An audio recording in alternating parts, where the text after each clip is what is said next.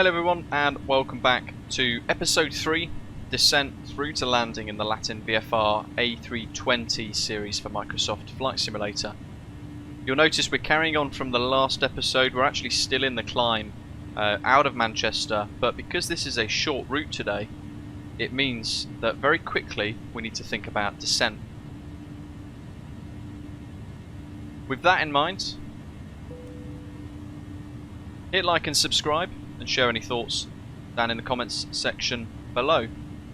We'll dive straight into the charts, and again, as we mentioned a little earlier on, I'm using Navigraph. You might have to Google for the METARs or find them by other means if you don't have a Navigraph subscription. But on the charts here we can see the current weather at London Heathrow. Winds are 240 degrees at 6 knots, but variable between 190 degrees and 270 degrees. No cloud detected. All the 9s there mean good visibility, and 20 degrees Celsius is the temperature, 11 degrees is the dew point. If those two figures were really close, if it was 12/11, then we could expect fog, mist, reducing visibility at the airport, but it's a good spread, as they call it there. And a QNH 1018. Now we need to put that into the aeroplane. We've already done a lot of the work ahead of ourselves on the ground at Manchester because it's a short route. So we've already input the arrival route into the MCDU. We won't touch it any more than that. The only thing we need to do is make sure we are level at Soppit at flight level 150. But before we think about that, we're going to press Perf, next phase, down to the approach page here, and then we're going to input the data that we just spoke about. So the current weather 1018 QNH, temperature 20 degrees Celsius, wind 240/6 knots, and the transition altitude. If you're in the climb at Heathrow it's 6,000. If you're in the descent, it's going to be more likely than not 7,000 or 7,500. If you're not sure, add 1,000 foot to the transition altitude to get the transition level. And then we can see VAP and VLS. So we've got the approach speed and the landing speeds there already populated. Really useful. Two other options, MDA and DH. Back to the charts then. So we spoke about earlier on that we're going to be flying the ILS runway 27 right via Bovingdon, which is going to look like that when we execute it. We have to look at the charts to find our minimums. So lots and lots of data to crunch through here. If we're going to do a Cat 3 auto land, it would be 50 feet in the DH section. If we're doing a Cat 2 ILS, which is what we're going to do today, we will put 102 into the DH section. If we're doing a Cat 1 ILS, then we're going to put into the box 278 in MDA. MDA is the barometric pressure altitude. DH is your height above the ground. Two slightly different things. So as we spoke about, 102 for the rad out in DH. Done. That's our pre-arrival planning already set. Now, because we have constraints on, we can already see we need to be at flight level 150 at Soppit, and then WCO has a constraint of 220 knots there as well. So the aeroplane should work to hold those speeds for us. But either way, we need to ensure that we begin our descent around Tobid to make sure that we are level at 150 by Soppit. And that is because as we pass Honolly, we pass Tobid, and then at Soppit we have this hamburger flight level 150. It's sandwiched between those two lines, which means we have to be at flight level 150 at that waypoint. Then we're going to continue to descend because when we get to Bovingdon, we need to have reduced our speed to a maximum of 220 knots. We also need to be at flight level 70. When we get to Bovingdon, we're going to leave heading 127 degrees and then begin a slow descent down to 3,500 feet, and we'll be passing over central London for some hopefully scenic views. And then we're going to establish on the ILS runway 27 right. So we need to make sure the frequencies are input as well, and also anything else that might be useful, like the Chiltern NDB 277 for the missed approach and the London VOR. The missed approach is written in the charts, so if you have to go around for any reason, that's where you're going to get the information onto how to do it. And also there will be a dashed line showing you roughly what it should look like when you're executing it. But give it a read, it's really useful to know.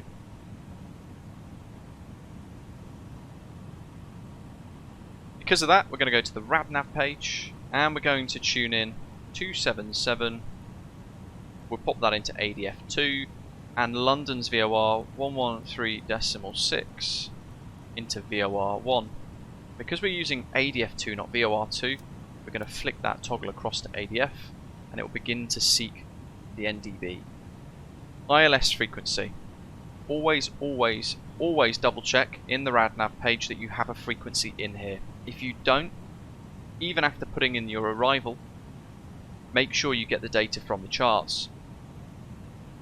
But similarly, even if the figures are there, make sure they match. So 27 right, ILS DME, course of 269 degrees, that says 270, we'll leave it as it is for now. And then the ILS frequency of 110.3, so that's correct. So as we're crossing Tobit now, we're at pretty much top of descent, so we're going to look up, pop the seatbelt signs on, told you guys this was a short one, and we're going to also set an auto brake. Because we've got a really long runway at Heathrow, we're just going to set low auto brake. We're going to set 150 on the FCU, and then we're going to enter open descent by pressing down like so.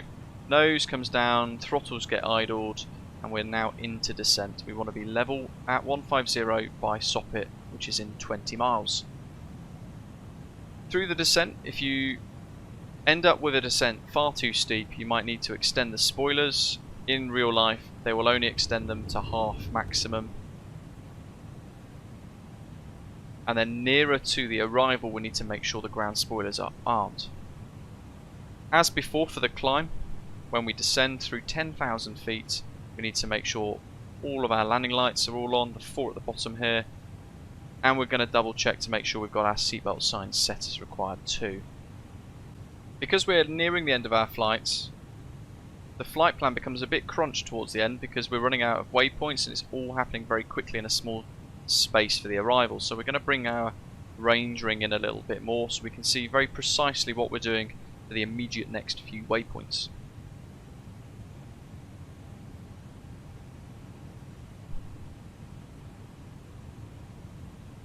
Thousand above, our target of 150. So 1 to go.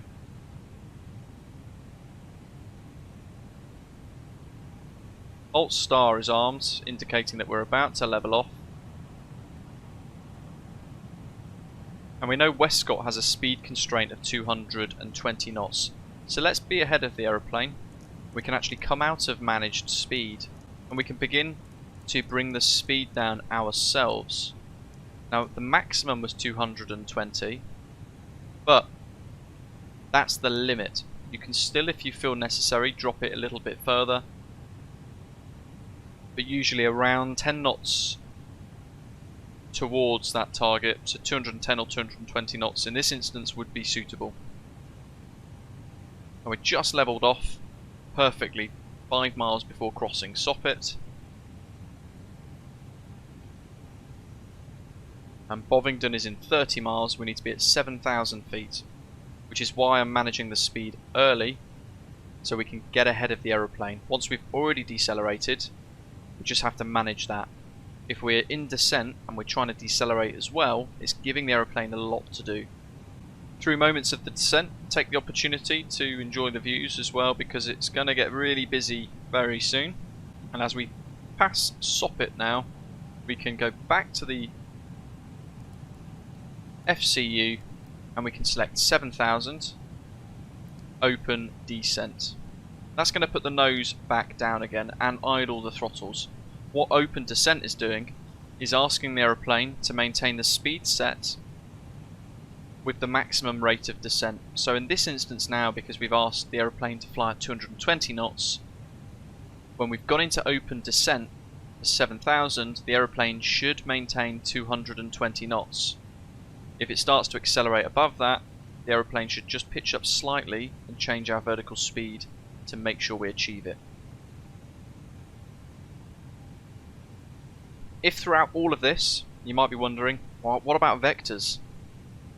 If ATC tell us turn left heading 120, we can just spin the wheel to 120 for the heading knob, and we can press down to select heading select mode. But we're going to remain in the managed LNAV mode, if you like. So in this instance, as we spoke about, we might need to use ground spoilers to help accelerate the aeroplane's descent a little bit. We've got 15 miles until Bovingdon, and we might be just slightly high as we pass it. Now if we are just above, we can leave it. If we think we're going to be really high, we can use ground spoilers to help increase the rate of descent in order to achieve 7,000. But because we've got another 20 miles to go until the approach, even if we don't achieve 7,000 at Bovingdon, we're just above it.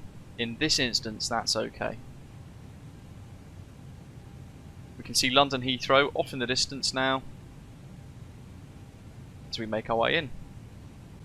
As we get to 7,000 feet, that is when we're going to tune back into the QNH.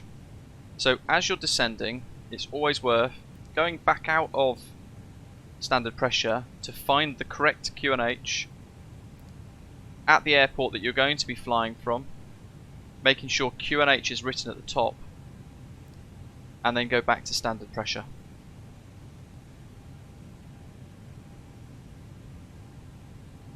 "10,000 feet, lights, signs." At this point, we need to make sure we've already briefed for the approach, and that we've briefed for the missed approach as well. While we have that chance for a few more moments though, we know so far that we need to be intercepting the ILS over the central London about 3,000 or so feet. At 7.5 miles from touchdown, that's when officially the glide slope starts at 2,500 feet, but we're likely to intercept that before. Don't just think though that the approach ends there. Look for the airport pages, the airport charts, and look at the runway that we're going to be landing on. Runway 27 right has a nice length of 3,901 meters. That's fantastic. But think about where we might vacate. So if we're going to use low auto brake and reverse thrust, we're likely to come off maybe Alpha 9 Echo here. Always look for these angular exits because they're known as high speed exits or rapid exits, where you can come off at about 50 knots and then brake and decelerate before turning on the taxiway. If you have to turn at say Alpha 7 or Alpha 8, they're a bit tighter, so you have to use more brakes and lose a lot more speed before committing to that turn. Okay, so we're at Bovingdon.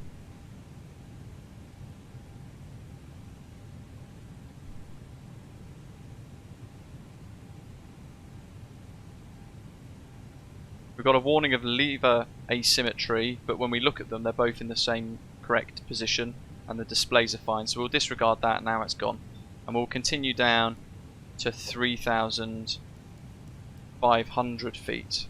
So initially you can wind it and it will be 1,000. If you press the little collar there, you'll see a small white mark, and it'll allow you to then change into the 100s. And we're going to maintain this rate of descent, and we're just going to follow the green line all the way around to the approach. As we get to D1270, I'm going to talk to you about a few other important things that you need to know. For that we need to head to the perf page. It's automatically selected the approach page now, which means if we go to managed mode, the aeroplane resets the speed and aims for the green dot, which is our minimum clean speeds. So we can't reduce our speed below that without extending the flaps. If at any point again we want to take over, then we can just go back into select speed mode.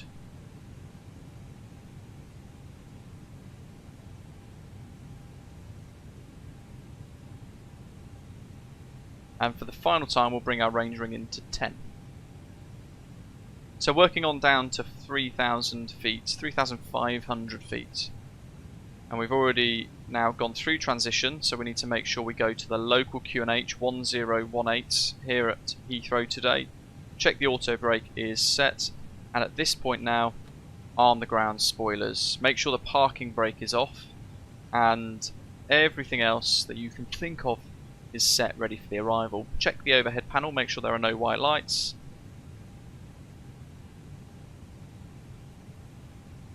And just before we start to turn in, we can press LS to activate the landing system displays on the primary flight display. And that is going to give us our ILS diamonds. The 3-letter code IRR matches the same as the one on the charts for the specific approach on the runway. And the frequency is set to, and it will give us 9.4 as our distance from that threshold. Now we need to think about slowing down even more, so I'm going to go into managed speed mode. I'm going to ask it to go to 180 knots for our speed selection, and then I'm going to extend to flaps 1. So down we go. As we extend the flaps, maximum speed of the aeroplane drops all the way down to 210 or so knots, depending on your weight and balance, and the aeroplane's speed will start to bleed away ever so slowly. And that's because before the turn there's a maximum speed of 180 knots. With that though, for most ILS approaches, what you want to do is look at the distance you are from touchdown. You want to make sure that you are flying 180 knots until 8 miles. Then you reduce your speed to 160 knots until 4 miles, and then at that point we'll go back to managed speed mode. The aeroplane will sort itself out that way, and that will reduce the speed to our final approach speeds. And we'll show you that in literally just a few minutes.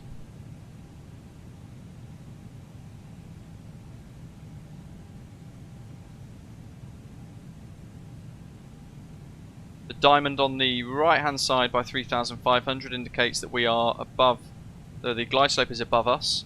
We're going to actually now ask the aeroplane to continue to descend further to 3,000 feet, and that's going to allow us to make sure that we are below the glide slope. So you always want that diamond above that yellow line.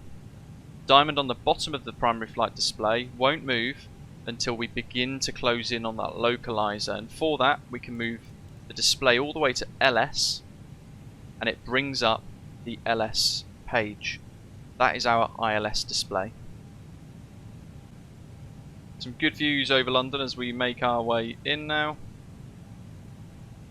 Any moment for the turn. So just before that turn begins, we're going to go to managed, or we're going to go to heading select mode, and we're going to ask the aeroplane to turn into the airport.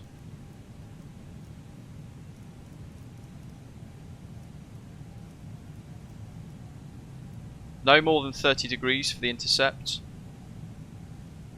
And now we're going to bring our speed down, and we're going to press approach. The second that magenta line starts to move. 160 knots now, folks, flaps 2. Aircraft is establishing. Glide slope's alive, so we begin our glide slope now in on final approach, and we are currently at 8 miles. So let's get the gear down. So remember, 180 knots until 8 miles. We're there now. So remember that speed management, folks. 160 until 4. Let's go to flaps 3 now. Gear down. 3 green. Order brake set. Park brakes off, ground spoilers armed, lights and signs set and checked. Missed approach is briefed.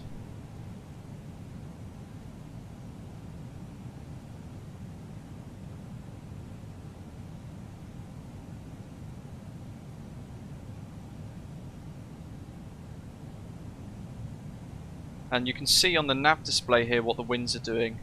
It's a bit gusty, it's a little bit choppy. You can see the aeroplane's working to hold 160 knots. There might be, at Heathrow especially, a little bit of turbulence on this approach because of the maintenance hangars. That's the case in real life as well. And whenever you feel like you're happy and you can fly the visual approach, you could just turn the autopilot off. Now at 3 miles, so through 4 miles, we're going to make sure that we have set 145 knots on the MCP up here. We've gone to full flap as well. It says flap config 3. We can't do anything about that. The only other way to solve that would be to land with flaps config 3. So if we were to bring the flaps up now, that would allow us to get rid of that memo.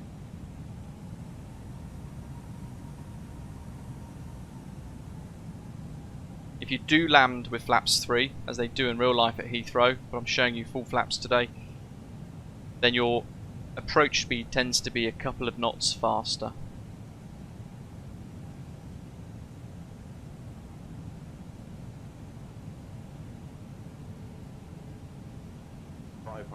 So now we're almost ready.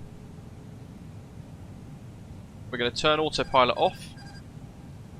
And we'll hand fly the last little bits, making sure we don't sink at any point. Little bit bumpy. 300. And the centre line through the runway there, we're going to draw a line all the way through the aeroplane to maintain that as we fly the final approach. Little smooth corrections. 100. Looking ahead now for depth perception. 50. 40. 30. Little flare. 20. Idle the throttle. Retard 5. Good. And now we're going to enter reverse thrust. Maintain that centre line with smooth corrections.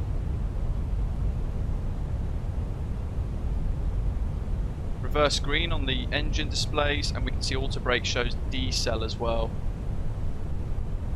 Through 60 knots,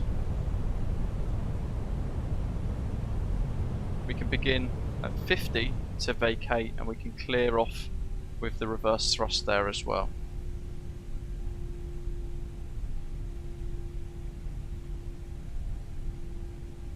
And then bringing our speed right off, ready for the turn. We can look down, get rid of the ground spoilers, make sure we're clear both sides, bring those flaps up.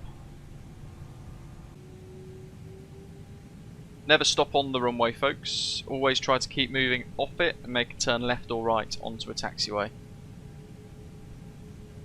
Flaps have gone up, and then we're going to look up to the overhead panel, master switch APU on, wait 3 seconds,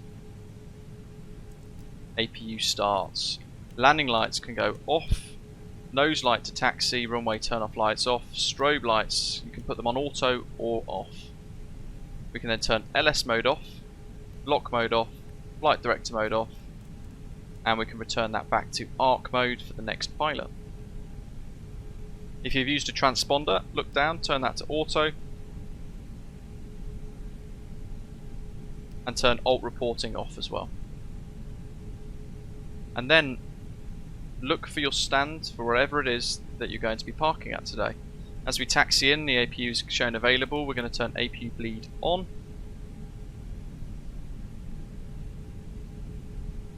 And we'll head to the stand. Just prior to entering the stand, we're going to turn the taxi lights off. So we're going to look up,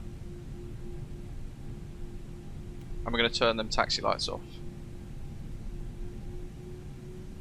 And then we're looking to stop on the little stop bar for the gate as well. If you've got an add-on like GSX Pro or something that gives you VDGS,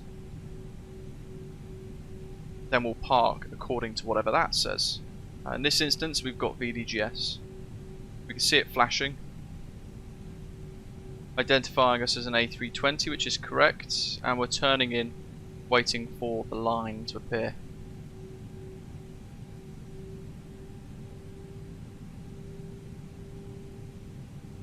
Nice and slow into stand.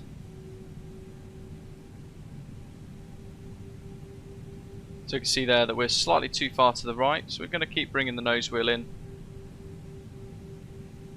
until that red line disappears. If we were following a marshaller, then we'd be following the marshaller's instructions as well.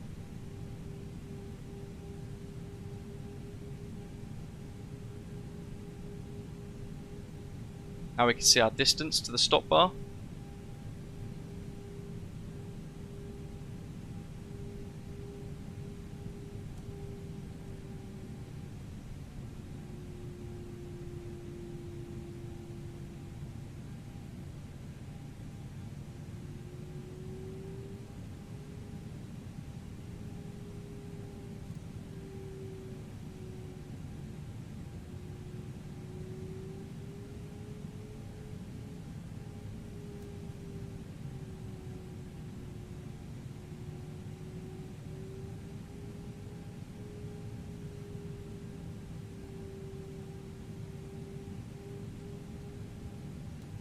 And when it says stop, we'll apply the brakes, set the parking brakes, and because we've got the APU on already, we're going to go straight down here and flick both engine control switches to the off or shut off position. Beacon light can come off, seatbelt signs can come off, and then depending on what we're using, we can boarding requested. Connect the jetways and get rid of the passengers. And that, everybody, concludes our tutorial flight from Manchester to London Heathrow with the Latin VFR Airbus A320 series for Microsoft Flight Simulator. I hope you found it useful. Hit like and subscribe and share your thoughts in the comments below as always. And thank you very much for watching. Take care.